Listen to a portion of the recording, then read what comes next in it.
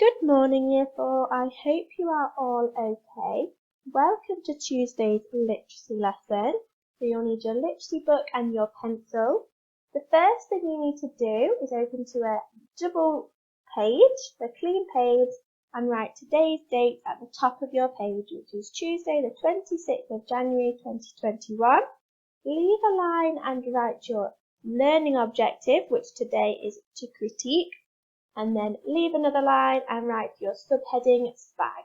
So pause the video so you can write these three things at the top of your page. The first thing we are going to do is our Spag Recap. Yesterday we learnt about fronted adverbials.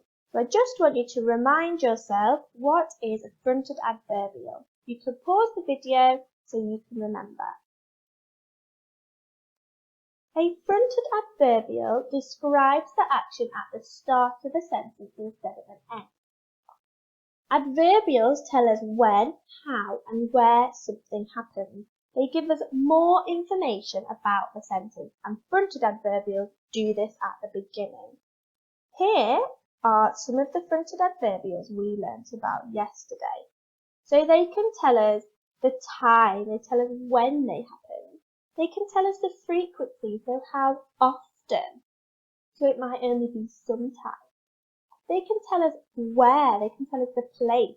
So in our campaigns, we might use adverbials such as in the wild or in the zoo. They can tell us the manner, so how they are happening. Is it sadly or bravely? They can also tell us the possibility of them happening. So these are some of the ones we learned yesterday. But just like with conjunctions, we need a comma for fronted adverbials. So where do you think it will go? You can pause the video to have a think about this sentence here. It says, in the zoo, animals are fed by zoologists. Pause the video and think, what is my fronted adverbial and where should I put the comma? The comma needs to go at the end of the fronted adverbial. So this one is a phrase. It tells us where and it tells us it's in the zoo. My comma has to go at the end of the word zoo because that is the end of my fronted adverbial. So the comma comes after the fronted adverbial. Here's another example. It says, sadly, comma, some animals in captivity are treated unfairly. Sadly is my adverbial, it's my fronted adverbial, so my comma has to go afterwards. Where should the comma go in this sentence? In the wild, animals live with their packs and hunt for their own food. Pause the video so you can have a think. We know that fronted adverbials are always at the start of the sentence. This one tells us where. It tells us in the wild. So it tells us where. And that is the end of my fronted adverbial. So my comma has to go after wild. Okay? So your first task is to put the comma in the correct place. So in your book, you need to write either mild, spicy, or hot.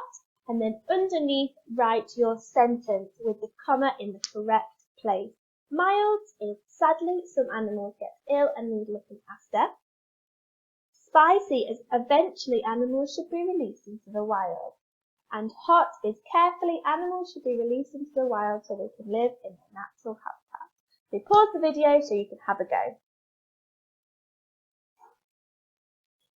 For mild, your fronted adverbial is sadly, so your comma should come after sadly. For spicy, your comma should come after eventually, because that's your fronted adverbial. And for hot, your comma should come after carefully. All of these tell us how they happen. So mild is sadly, spicy is eventually it happens, and hot is carefully it happens. Your book should look something like this, with your telling us which challenge you did and then your sentence below. Adverbials can go anywhere in a sentence, but fronted adverbials have to go at the start. They need to go at the start. So can we rearrange this sentence to make the adverbial fronted?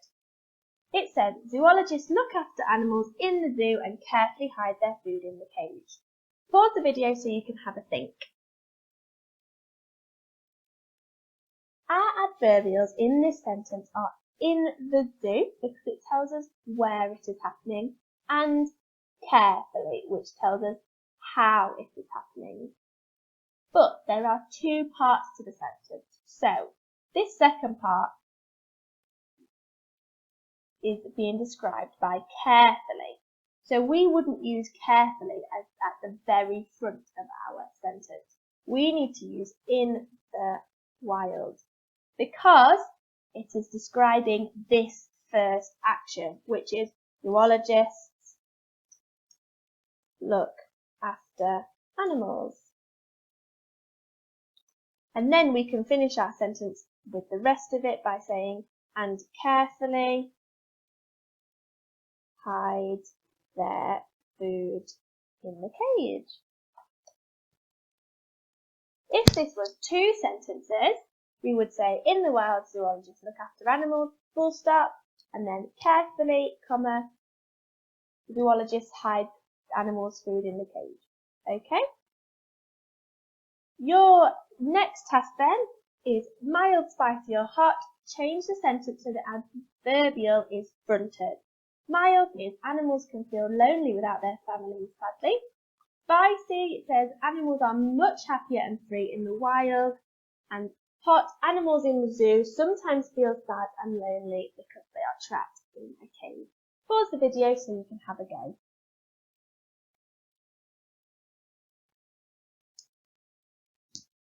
For mild, the adverbial is sadly. So to make it fronted, the adverbial needs to go to the front of the sentence, so it would say, sadly, animals can feel lonely without their families. For spicy, your adverbial tells us where it is, so it's in the wild. So this adverbial will need to go to the front and say, in the wild, animals are much happier and free. For hot, your adverbial tells us where, it tells us in the zoo, and it also tells us how often it happens, because it's sometimes. So you can use either one of those. You might have used just one, or you might have used both of them together. So your book should look something like this with your second Spag task. So if you've done mild, spicy or hot and your sentence, give them both a tick if you got them right. So you know we are working towards our campaign. I know last week you thought about your own opinions and what you thought and then empathized with other people's opinions. Today we are going to be critiquing some examples. So what we think is good about them and what could be better. Our critique needs to be specific so that it helps the writer. For example, if I said my warm critiques, we're doing warm critiques now, is good words. That is not specific. That's not the kind of critique that I'm going to be giving these examples because it's not helpful. But if I said, I liked your choice of adjectives, such as astounding and poor, that is specific. I picked out what I like, exactly what I like, and that helps the writer. For my cool critique, again, I need to be specific so that it helps the writer, because these might be things that they change or they improve. If I said not good punctuation, that is not specific enough. I need to be really specific, so I might say, you missed a comma in your list. So I've told them exactly what they've missed and they can improve that. I might also say, could you add another question to persuade? And that is more specific. I could be even more specific and say, could you add a question about, did you know animals aren't safe in the wild? I might be even more specific about that. So here we have got an example. And so we need to give this writer some warm critique and some cool critique and help them improve their writing. So I'll read it out first, and then you can pause the video to think about your warm and cool critique. So it says, hi, I am campaigning to keep animals in the wild. I think that animals belong in the wild because it is their natural habitat and it is the safest place for them to be. I believe that at the zoo, animals aren't treated fairly and they become sad and lonely. Animals in the wild can live with their pack and hunt for their own food. Sometimes animals may become injured, but I think they will be fine because they don't need to live in the zoo. So pause the video and think about the warm critique, so what you like about it, and the cool critique, what you would improve. And don't forget to be specific. Okay, so now you should have come up with some warm and cool critique for this writer. I might say for my warm critique, I like that they use the fronted adverbial. They told us how often, so I'm going to say, I liked your fronted adverbial of sometimes. So I'm being specific, I'm telling them exactly what it was. I might also say that their choice of adjectives was good because they used adjectives like safest and sad and lonely to help describe their point. So your choice of adjective is great, such as safest, sad and lonely. For my cool critique, I might say that they start a lot of their sentence with I, which is a bit repetitive. So I might say, can you change one?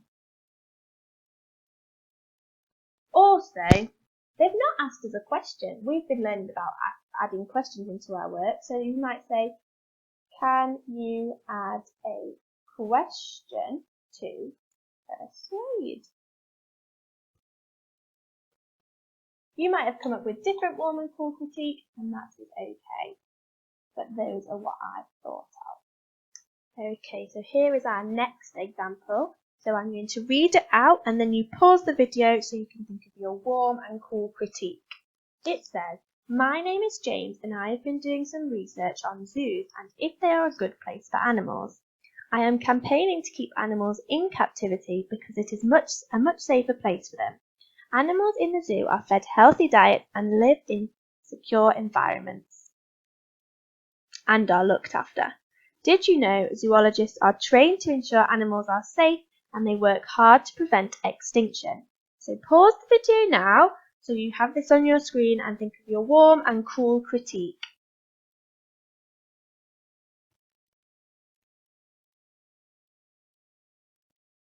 Okay, so you should have some idea of the warm and cool critique that you have given this writer. I might say for my warm critique, I really like the way they introduce themselves and say, my name is, and I have been doing this. So I really like the way you introduce yourself. And they tell us that they've been doing research. That's really good. I also really like their question. Did you know zoologists are trained to ensure animals are safe and they work hard to prevent extinction? So I would add, I liked your question, and then you would write the example question. I've not got space, but you will on yours. So my cool critique might be that actually they had a list, but they missed their comma.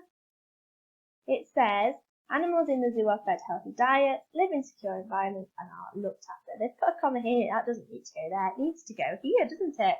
So you forgot a comma for your list. And I also say they've not used a fronted adverbial, and I think we've been learning about them, so they might be good to use. So they might say, instead here, they might say, in the zoo, animals. So can you add a fronted adverbial? So those might be my warm and cool critique. Again, you might have thought of different ones, and that is okay. Okay, so now we are on to your task. In your learning pack, you will have today's literacy sheet, and it will tell you the mild, spicy and hot tasks that we will have. You need to choose either one of the waggles. They are the same as the ones you got last week, but I just put them in the pack again. So you need to choose one of those and then stick it into your book. Then you need to read through the text and give some critiques. So for mild, you have to do 2 pieces of warm, 2 pieces of cool. For spicy, you have to give at least 3 pieces of warm and 3 pieces of cool. And for hot, give at least 4 pieces of warm critique and 4 pieces of cool critique. So it will look a bit like this. So write at the top which challenge you are doing and then stick in the waggle that you are going to critique. You might want to highlight things as you read it or underline them. In your pack, you should have 2 post-it notes. They are both of the same colour. They're both yellow or beige. And so what I want you to make sure you do is write warm critique or cool critique on the top of those. So when we come to look, we can see exactly which one you're on. They can be stuck here while you go through and do your critique, so that's fine. But really make sure you tell us which one is which, so when we come to mark it, we know which one is which. Once you have done that, so you read through your campaign, think about the warm critique and the cool critique, you have your challenge. Your challenge is, so using your cool critique, can you rewrite some of the sentences and improve the waggle? It might be that your cool critique says, can you add another question? So you might write a question. So that is your challenge once you have finished your either mild, spicy or hot task. Once you have done that, you can always send us a photo to year4@bookload.sheffield.sch.uk. And we will also see this on Friday when you hand in your books. So off you go to get started with the task.